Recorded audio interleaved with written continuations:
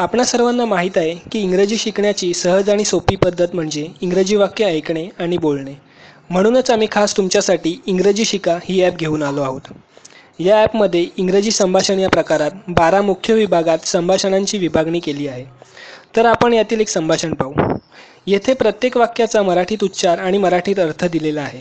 तसेच प्रत्येक वाक्य इंग्रजी भाषेत कशा प्रकारे बोलले जाते हे ऐकण्यासाठी येथे स्पीकचे बटन दिले आहे. तर आपण एका वाक्याचा उच्चार ऐकूया.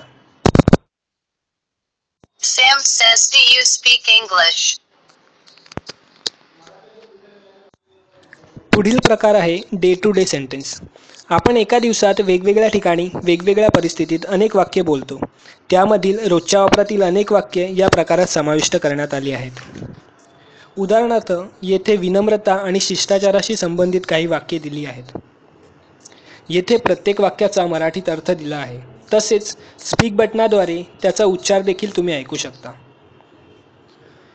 म्हणी या प्रकारात लहानपणापासूनच आपल्या कानावर पडत आलेल्या विविध प्रकारच्या म्हणींचा संग्रह येथे दिलेला आहे. फ्रेजेस या प्रकारात दैनंदिन आयुष्यात उपयोगी पडणाऱ्या वाक्यप्रचारांचा संग्रह येथे दिला आहे. शेवटच्या essential tips for English speaking या प्रकारात इंग्रजी बोलण्यासाठी आवश्यक असणाऱ्या अशा अमूल्य आणि मार्गदर्शक टिप्स येथे देण्यात आल्या आहेत. त्या तुम्हाला इंग्रजी भाषा शिकण्यास जरूर मदत करतील.